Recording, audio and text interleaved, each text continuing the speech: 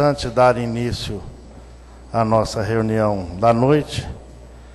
Para tanto, vamos preparar o nosso ambiente para que possamos alcançar o nosso objetivo.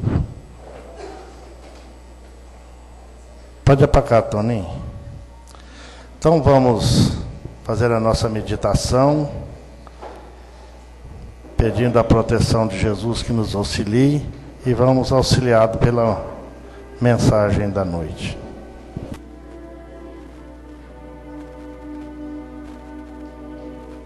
Senhor, dá-me a esperança para vencer minhas ilusões todas. Planta em meu coração a sementeira do amor e ajuda-me a fazer feliz o maior número da humanidade possível, para ampliar seus dias risonhos e resumir as noites tristonhas. Transforma meus rivais em companheiros, meus companheiros em amigos e meus amigos em entes queridos. Não me deixe ser um cordeiro perante os fortes e nem um leão diante dos fracos. Dá-me o sabor de saber perdoar e afasta de mim o desejo de vingança. Senhor, ilumina meus olhos para que eu veja os defeitos de minha alma e veda-os para que eu não comente os defeitos alheios. Senhor, leva de mim a tristeza e não a entregues a mais ninguém. Enche meu coração com a divina fé para sempre louvar o teu nome e arranca de mim o orgulho e a presunção. Deus, faze de mim um homem realmente justo.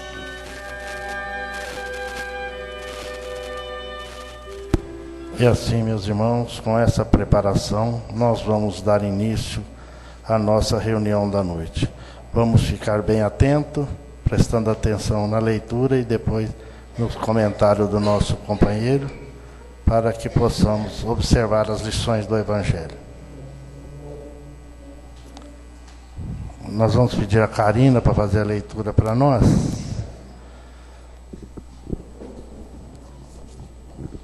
Nós estamos no capítulo 14, no seu item 8.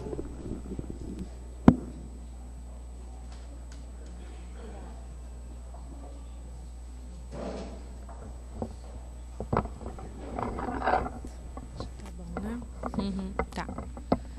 Tem que esperar, tá ligado? Boa noite a todos. Do capítulo 14, item 8. O parentesco corporal e o parentesco espiritual. Os laços de sangue não estabelecem necessariamente os laços entre os espíritos. O corpo procede do corpo, mas o espírito não procede do espírito, porque o espírito existia antes da formação do corpo. Não foi o pai quem criou o espírito do filho. Ele não fez senão fornecer-lhe um envoltório corporal, mas deve ajudar o seu desenvolvimento intelectual e moral para fazê-lo progredir. Os espíritos que se encarnam numa mesma família, sobretudo entre parentes próximos, são, o mais frequentemente, os espíritos simpáticos, unidos por relacionamentos anteriores, que se traduzem por sua afeição durante a vida terrestre.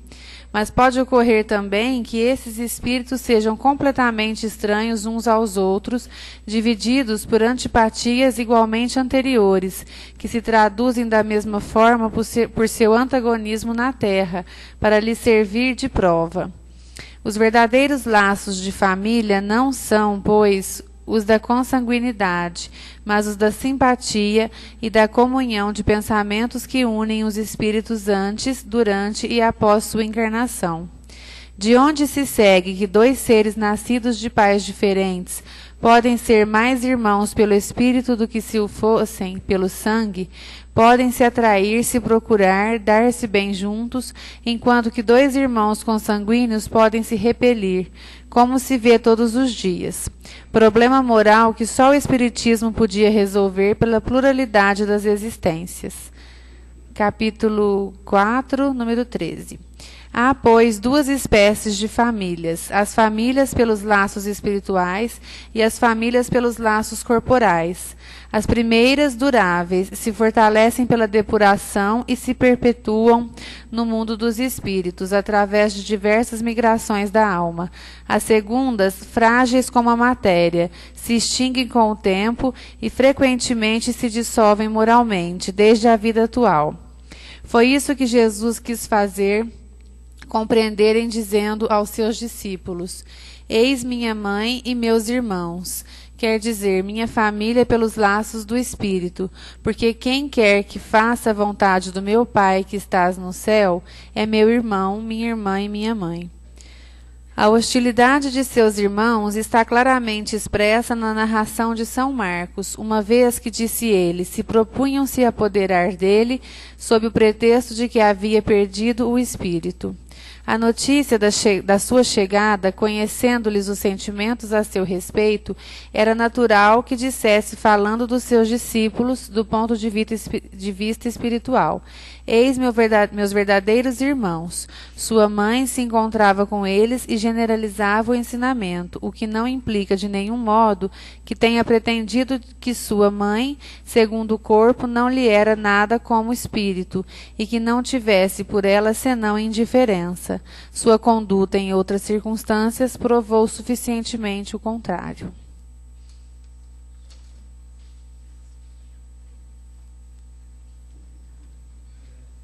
É com muita satisfação, né, que nós apresentamos o Toninho, que todo mundo já conhece, e ele, apesar de ele estar meio adoentado, ele se candidatou e está aqui conosco. Nós agradecemos, que Jesus o ampare e recompense por isso.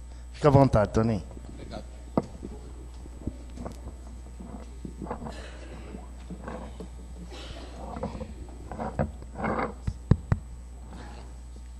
Tá bom aí. Isso. Tá bom. Aqui tá bom. Boa noite, irmãos e irmãs. Que a misericórdia infinita do Pai permita que a paz esteja nos nossos corações, hoje e em todos os dias da nossa vida. É com muita alegria que nós retornamos a esta casa, atendendo o convite que nos foi feito generosamente pelo Valentim, e o fazemos com muita alegria e com muito amor. O tema que nos foi proposto do capítulo 14º do Evangelho segundo o Espiritismo, no seu item 8, diz respeito à parentela corporal e à parentela espiritual. O texto lido nos informa que os laços do sangue não criam liames, não unem os espíritos forçosamente, são importantes para a nossa vida. Isso porque o corpo, é certo, procede do corpo, mas o espírito não procede do espírito. Isso quer dizer que quando pai e mãe se unem e fornecem as suas células para a formação de um novo corpo, esse corpo será habitado por um espírito que já existia. Pai e mãe não criam o espírito, eles apenas doam os materiais necessários para que se forme um organismo que deverá abrigar um espírito que estará fazendo um retorno para dar continuidade às suas experiências evolutivas. Nós, no planeta Terra, nós temos as nossas famílias. Nós nos reunimos conforme os nossos gostos, as nossas tendências, as nossas aptidões, as nossas simpatias, as nossas necessidades. No plano espiritual, certamente deverá ser assim. Nós temos notícia através da literatura espírita da existência de cidades no plano espiritual, de colônias espirituais, de reuniões de criaturas, e elas se unem também no plano espiritual, atendendo aos atrativos da simpatia, do amor, do sentimento. E como faz para a continuidade evolutiva dessas criaturas? Muito embora no plano espiritual também progridam, a necessidade do progresso e da retificação de erros em existências anteriores se faz necessária na Terra ou em outro planeta que tem as mesmas condições do nosso, de provas e expiações.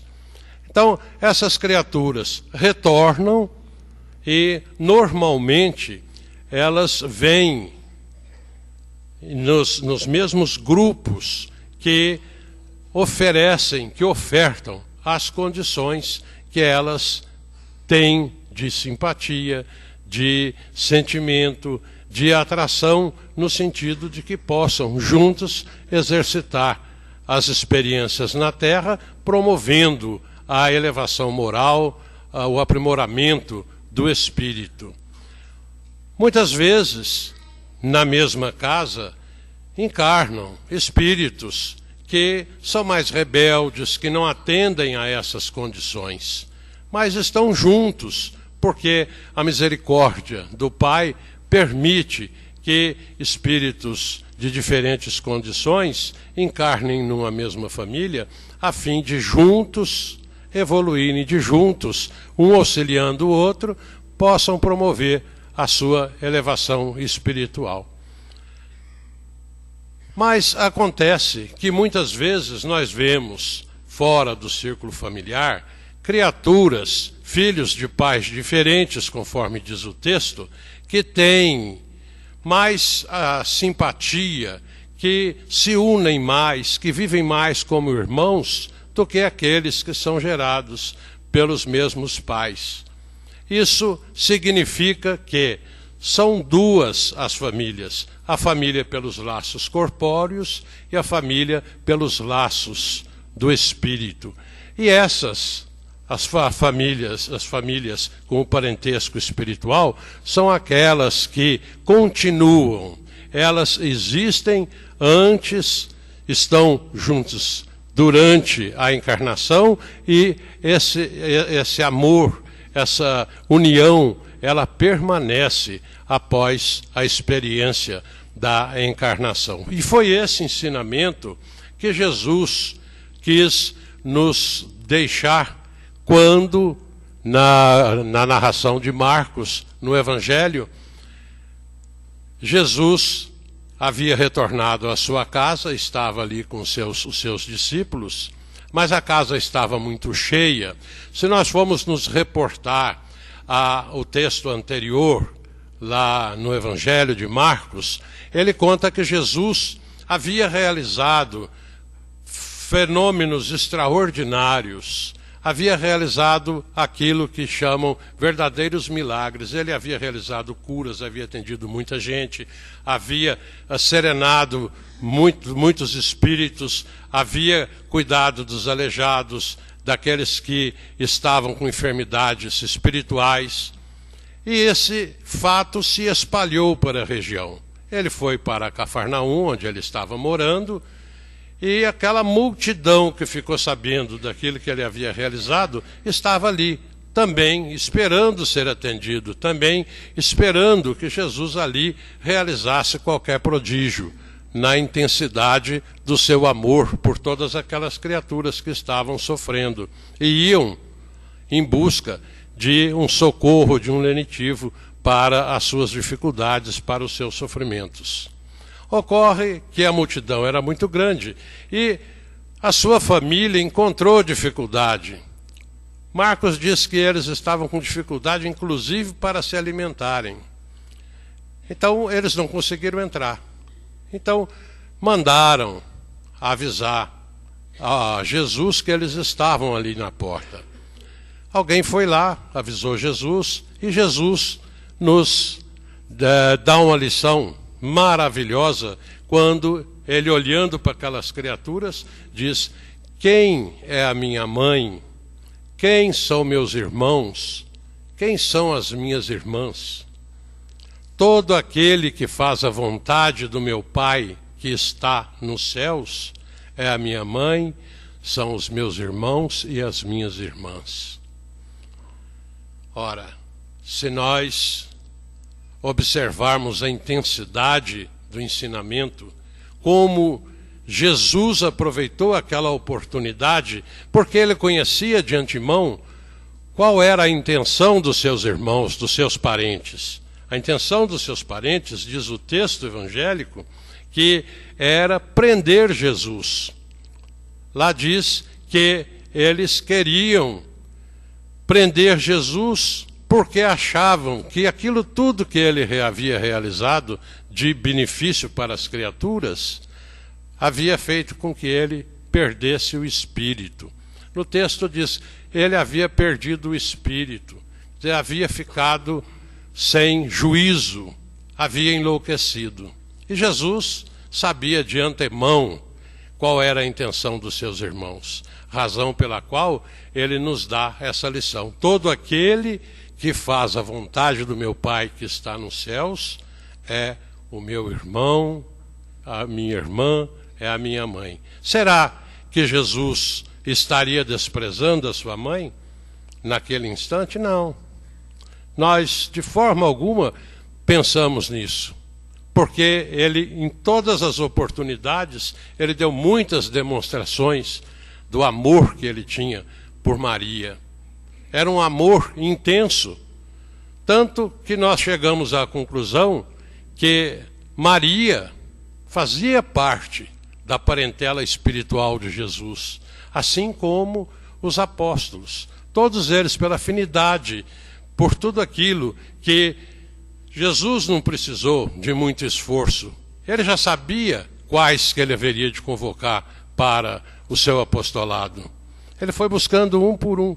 E Maria, certamente, espírito elevado, faz parte da sua família espiritual. Provavelmente, os seus irmãos, que não haviam compreendido, não haviam entendido a missão de Jesus, não compreenderam a vinda de Jesus à Terra, talvez não fizessem parte, mas poderíamos figurá-los como sendo a família corporal de Jesus, a família biológica de Jesus, aqueles que ainda iriam para o futuro realizar o seu progresso. Então, nós aprendemos com Jesus que nós temos que nos submeter com muito amor à lei de Deus, fazendo a vontade do Pai.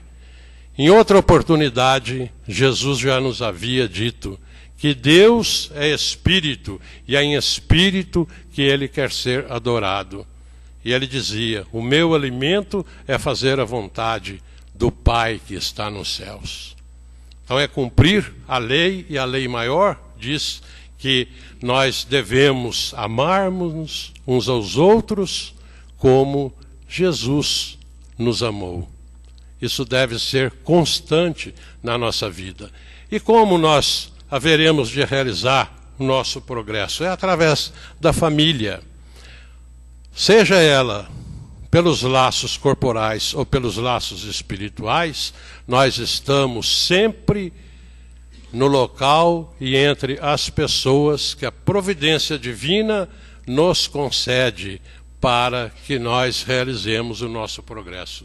Nós estamos junto daqueles que nós necessitamos, aqueles que são mais úteis para que nós possamos progredir, porque o progresso é uma das leis de Deus. Diz lá no Evangelho que, além das necessidades materiais que nós temos uma necessidade muito maior, que é muito mais importante, que é a necessidade do nosso progresso espiritual.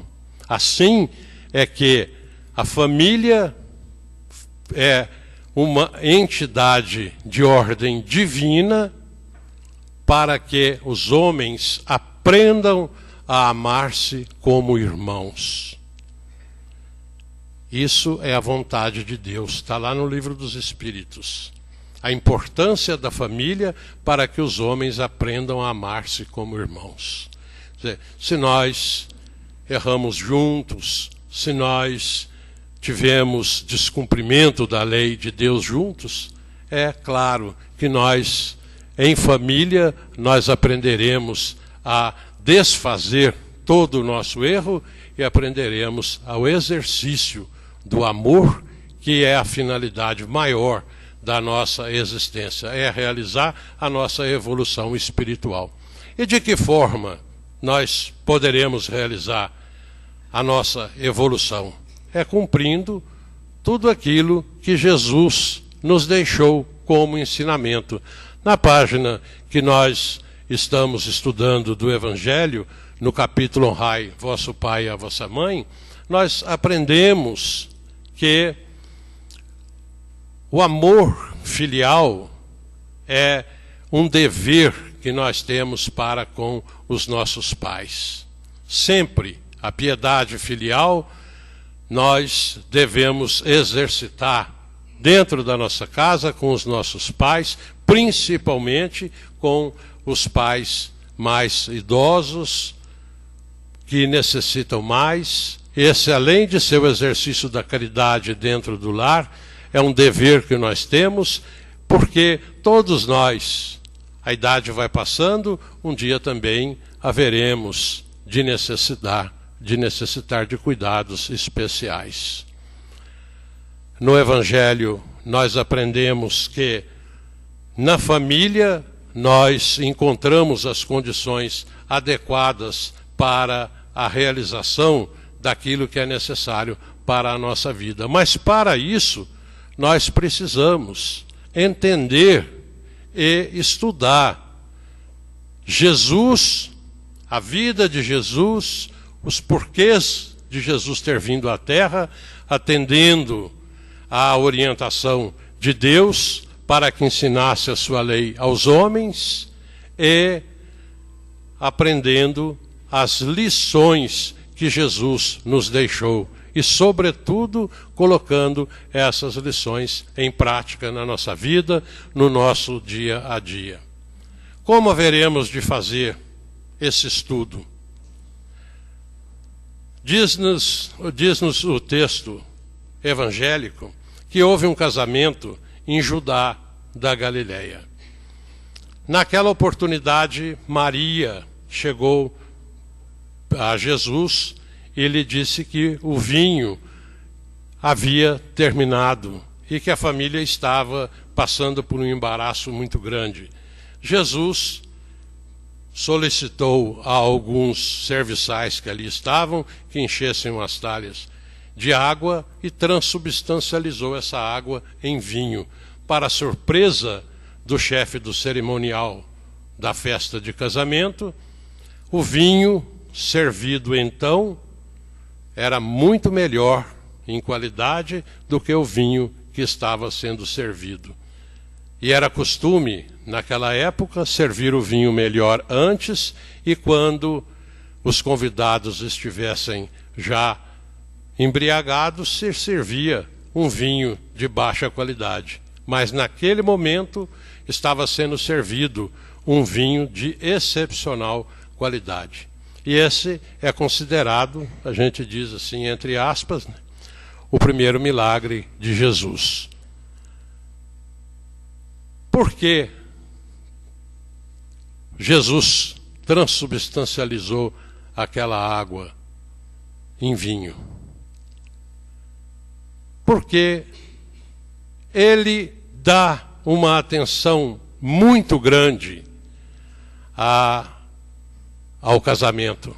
O casamento que é de ordem humana, porque a lei civil estabelece direitos e deveres dos cônjuges, mas é de ordem divina, porque Deus determinou que através do casamento os homens providenciassem os corpos para as criaturas que iriam reencarnar Está lá no Livro dos Espíritos. Então é de ordem divina o casamento. Ora, se nós sabemos que Jesus tinha esse cuidado com o casamento, para a formação da família, e ele havia sido convidado para aquele casamento, ele, conhecendo todas as leis da natureza, ele transubstancializou aquela água em vinho, atendeu às necessidades daquela família, valorizou a cerimônia do casamento, atendeu ao pedido da sua mãe e nos deixou uma lição maravilhosa. Ele fez aquele chamado milagre porque ele havia sido convidado para a festa. Ele estava lá. Então isso que nós precisamos fazer para as nossas vidas, para as nossas casas, para as nossas famílias. É trazer Jesus. Agora mesmo a música estava dizendo, abrir o coração e deixar que Jesus entre lá. Ora, nós vamos abrir as portas da nossa casa e deixar que Jesus entre nos nossos lares.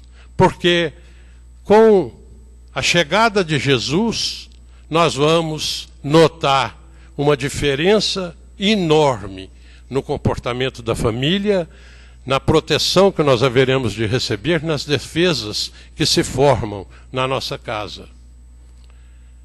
Diz Emmanuel, prefaciando o livro Jesus no Lar, do Néio Lúcio, que quando os homens entenderem a grandiosidade do ensino do Evangelho, eles compreenderão também que Jesus, além de ter sido o nosso mestre, ele é o transformador, o renovador das nossas vidas.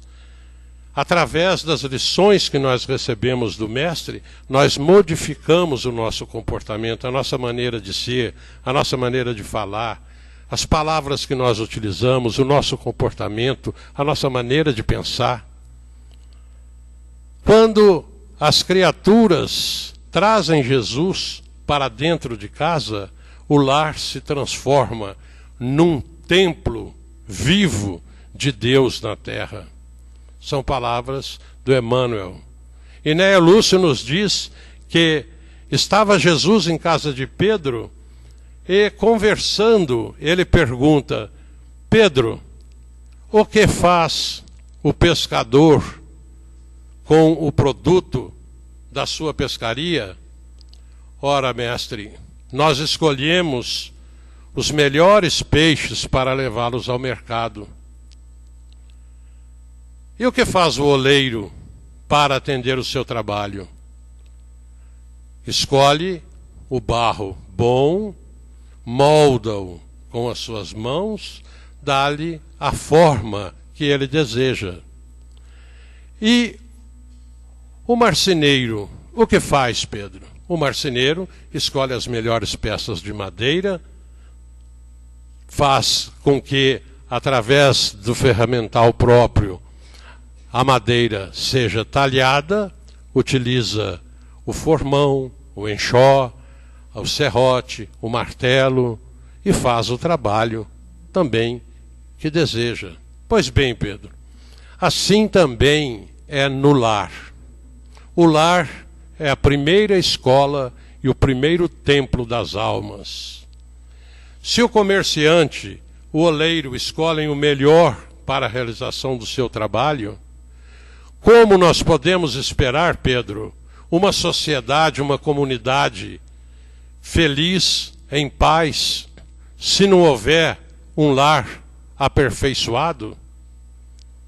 É daqui, do lar, que os homens de caráter são enviados para a comunidade. E são essas criaturas que haverão de conviver umas com as outras. Como nós esperarmos paz lá fora se nós não aprendermos a conviver bem sob as telhas que nos abrigam? Se não houver paz entre as quatro paredes do lar, como esperá-las entre as nações? Pois bem, Pedro, Deus o nosso Pai nos dá o alimento material através do trigo pelo solo e nos envia do alto o alimento do Espírito, que haverá de, tanto na terra quanto nos planos superiores, de trazer as bênçãos, trazer a paz, trazer a felicidade para todas as criaturas. Aproveitemos, pois, Pedro, e instalemos aqui no seu lar para essas criaturas que buscam a nossa assistência, o nosso acompanhamento. Instalemos com eles uma conversa útil, uma conversa construtiva, uma conversa de paz e de amor. Esta é a mesa que é o lar do seu alimento. Aqui que você toma a sua refeição com seus familiares, seus amigos. Por que não, ao redor desta mesa, instalar a acomodação adequada para que todos possam participar dessa festa e dessa bênção de luz? Pois bem, mestre, seja feito conforme a sua orientação.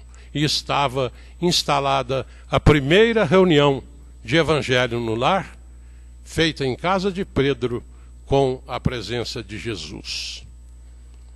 E nós entendemos que, para que nós encontremos paz, alegria e felicidade, nós temos que realmente trazer Jesus para dentro das nossas casas, a fim de que nós transformemos esses laços materiais, os laços do sangue, que são perecíveis, em laços eternos, em laços perenes, que são os laços dos sentimentos, laços do amor, através da união espiritual, porque somos todos, na realidade, irmãos, filhos do mesmo Pai. E é nesse amor fraternal, nesse clima de solidariedade, que nós haveremos de transformar as nossas casas no templo vivo de Jesus. Para isso, o Evangelho no Lar se faz imprescindível. Como fazê-lo?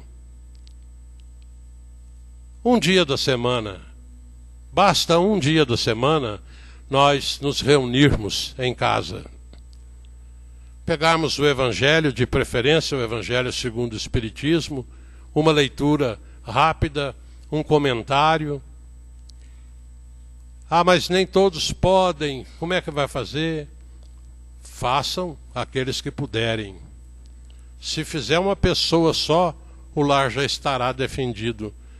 André Luiz, na sua literatura, em diversas oportunidades, nos mostra o que é capaz de realizar quando a família ora, quando alguém ora dentro de casa.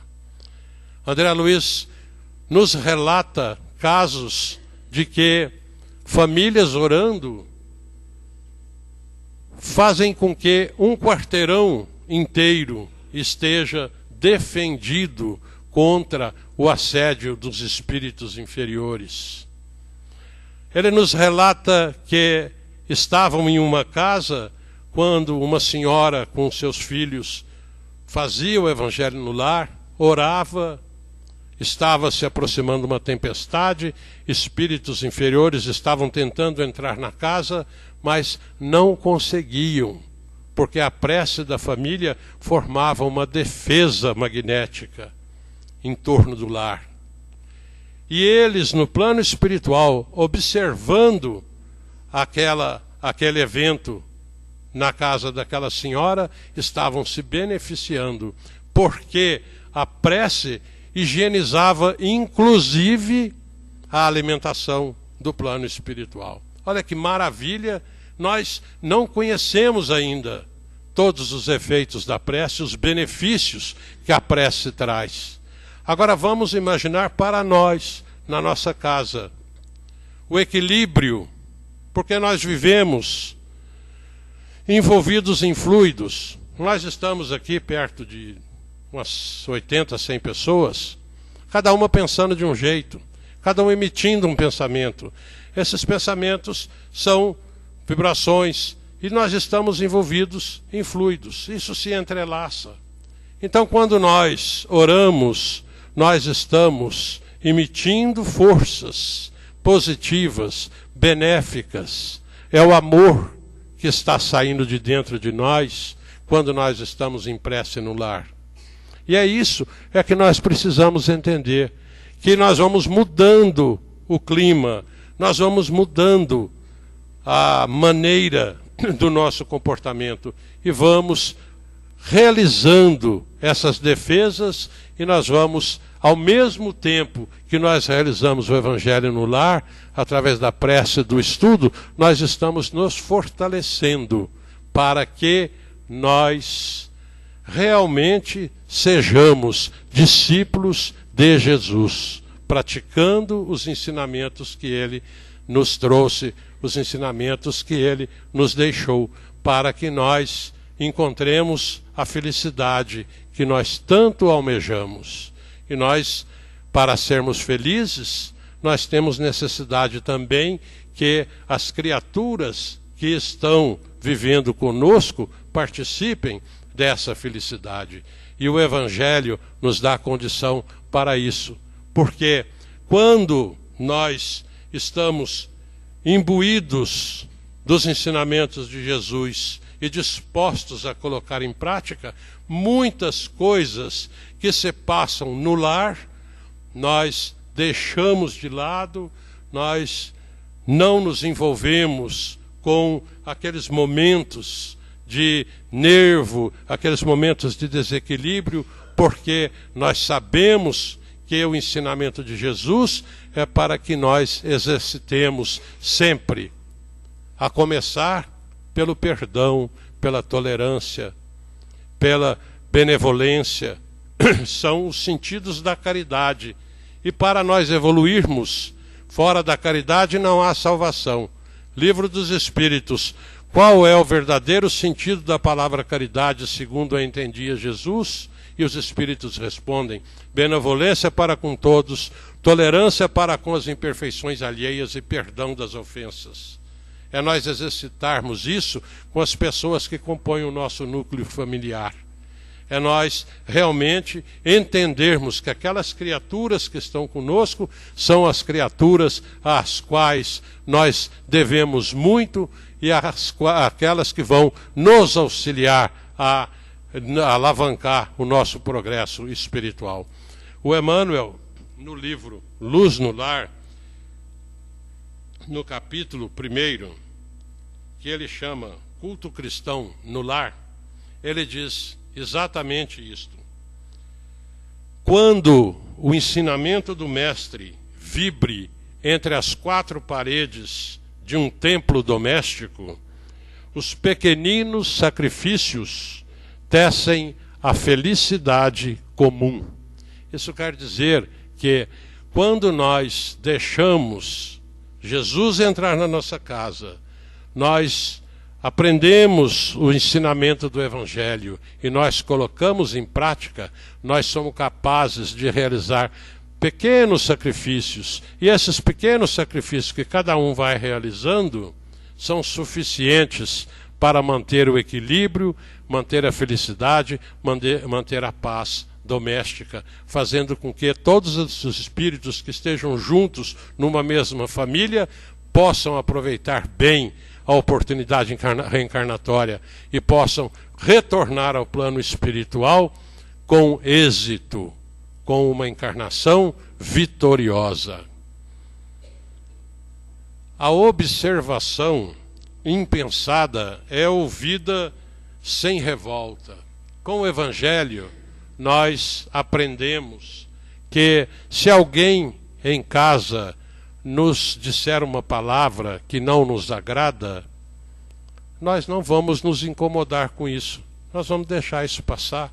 Porque nós vamos entender que a criatura que está convivendo conosco, muitas vezes, está passando por algum conflito interior. Então nós precisamos ajudar e não entrar em confronto. A calúnia é isolada no algodão do silêncio. Se alguém falar mal da gente dentro de casa, nós não vamos dar atenção, não. Nós ficamos quietos, não vamos utilizar de palavrório, não vamos perder a nossa vibração. Muito pelo contrário, nós precisamos mesmo de fazer com que a nossa vibração seja sempre mais elevada, para que nós possamos auxiliar todas as criaturas que estão vivendo conosco, e inclusive espíritos amigos, familiares que nos antecederam, que muitas vezes vêm orar conosco quando nós oramos em casa. Então essas criaturas também recebem muito quando nós realizamos o Evangelho no lar. A enfermidade é recebida com calma.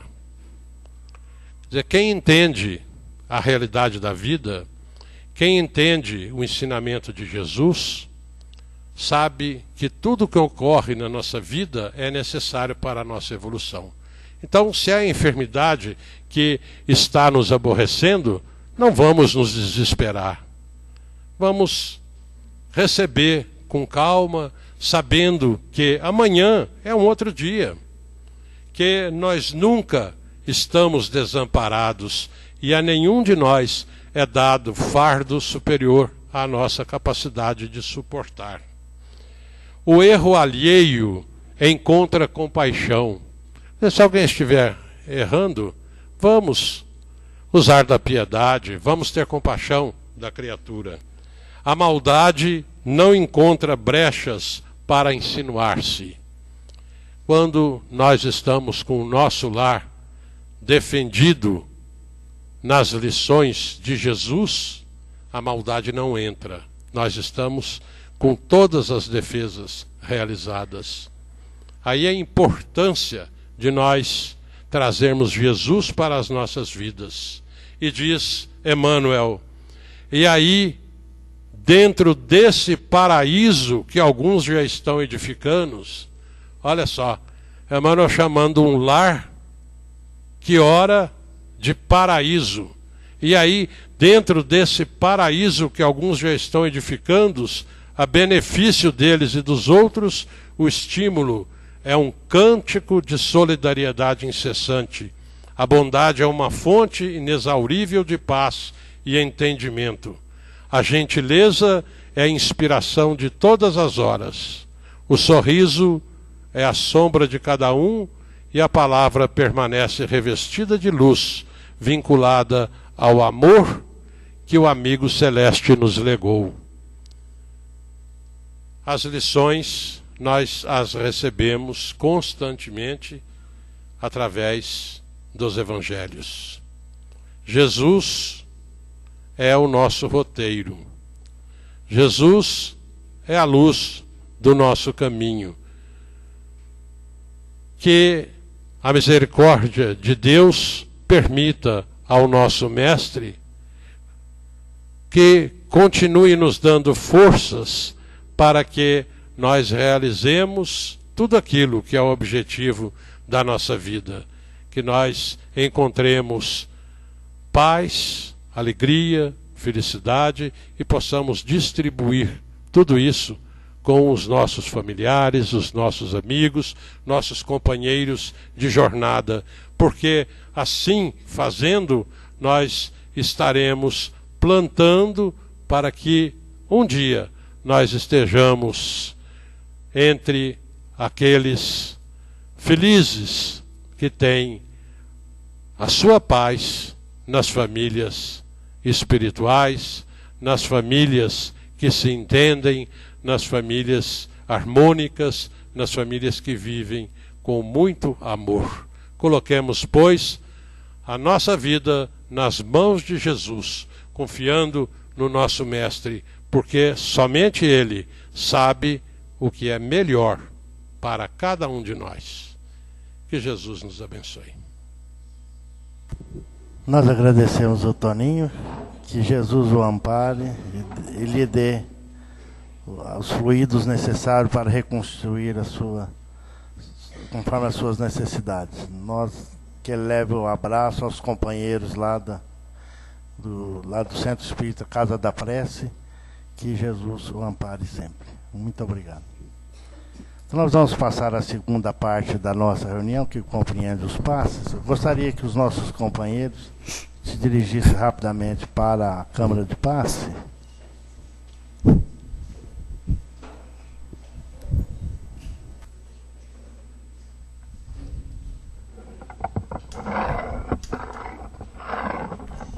João. E nós, os companheiros aqui, permanecemos no recinto, em silêncio, para que possamos, com as vibrações necessárias para a continuação do passe. Dá uma mexidinha. E o Antônio Carlos vai fazer a parte de sensibilização. Levante.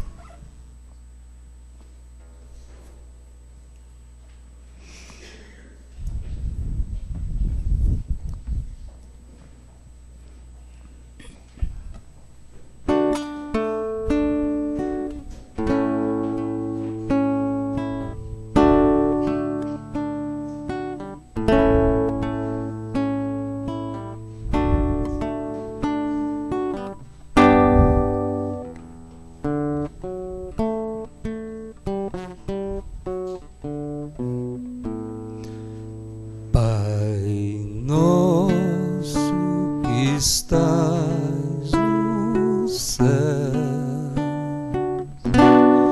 santificado seja o vosso nome.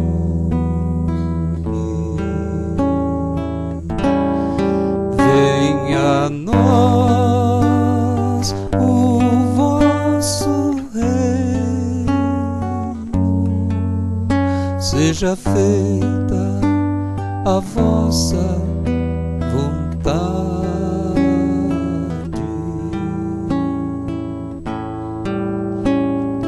assim na terra como no céu.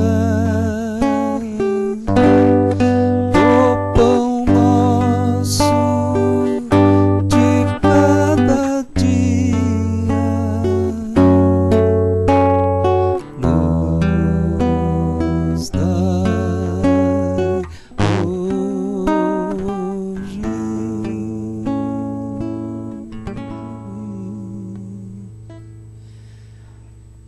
perdoai as nossas ofensas, como perdoamos quem nos tem ofendido.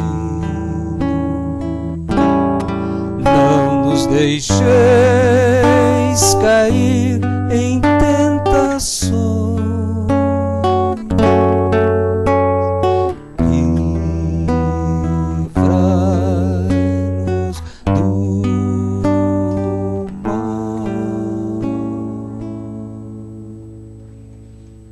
que assim seja,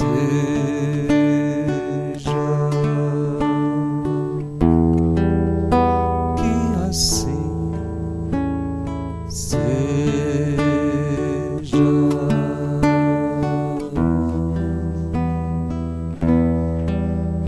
que assim seja.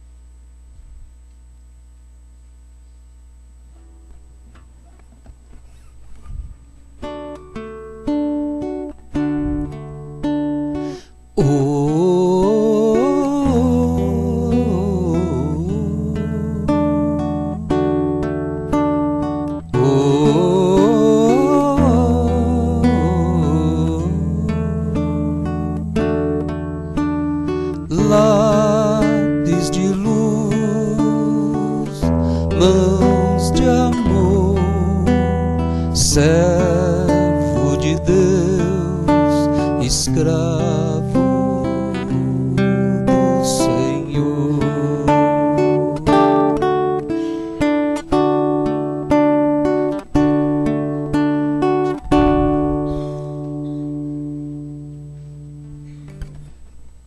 Lápis de luz,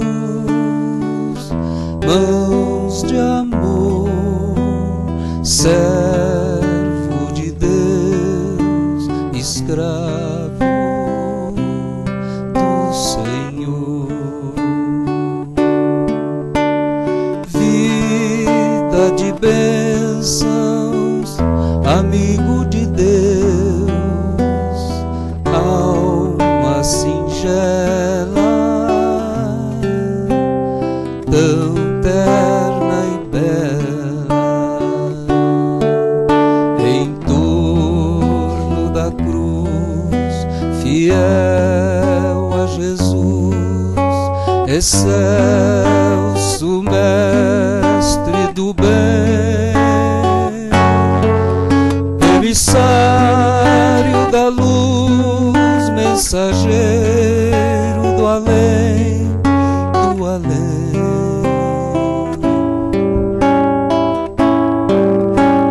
Chico Xavier, cisco de Deus, de Deus.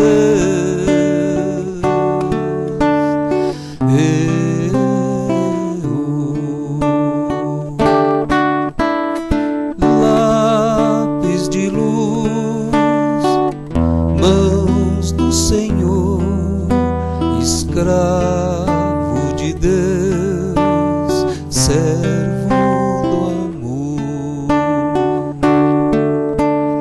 Vozes do além, da verdade, do bem, falando aos seus ouvidos, a morte não existe, ante o mal luta, serve e resiste. Quem confia da felicidade não desiste. Em torno da cruz, um lápis de luz, na fé e na paz, fiel a Jesus, a Jesus.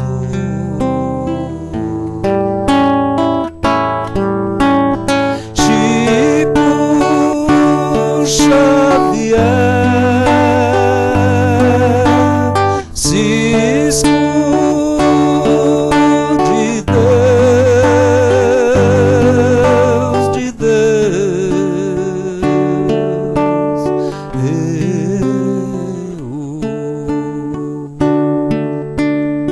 Lápis de luz, estrelas no papel, sinais do céu, cores do céu, rumos do céu.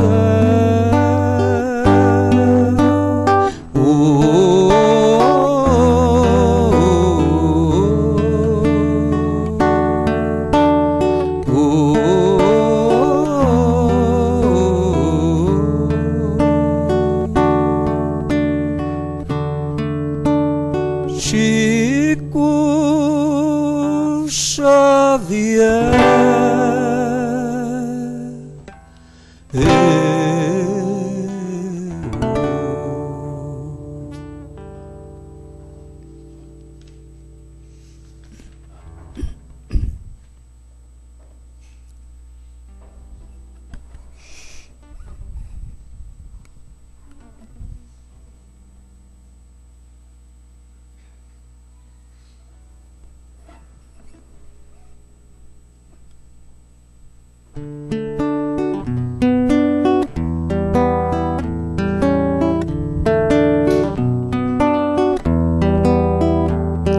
de vez em quando estrelas caem lá do céu, iluminando a terra que parece ao léu, contagiando a todos pela devoção e pelo amor que estendem a cada irmão.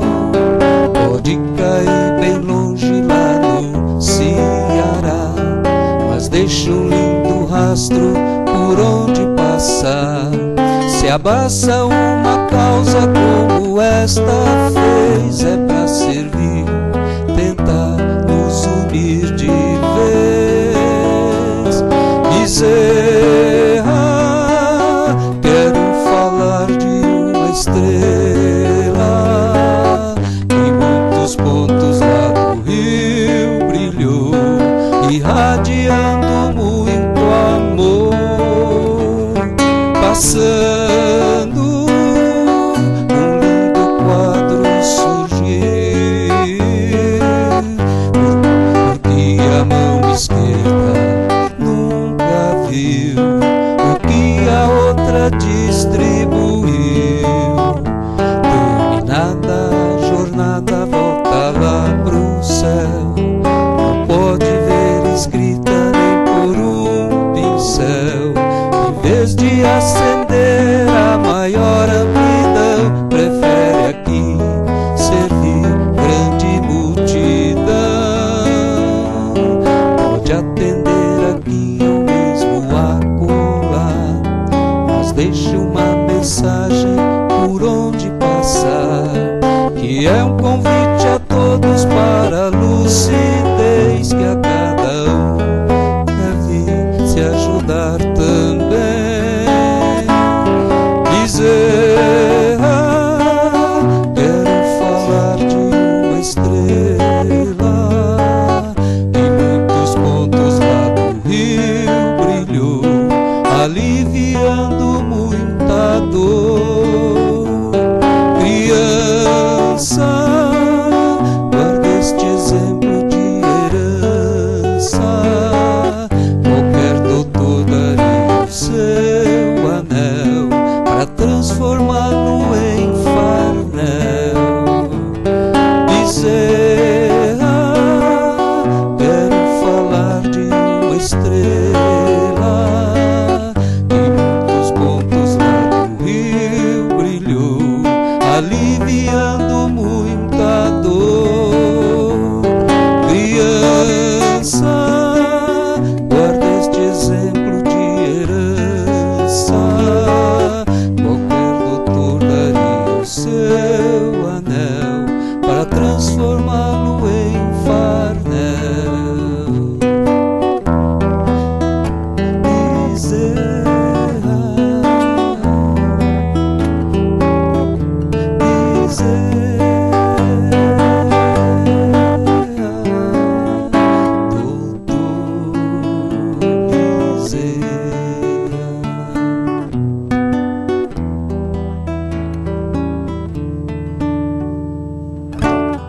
Alô, eu queria pedir ao Toninho que fizesse uma homenagem ao Dr. Bezerra, que ontem foi o aniversário dele.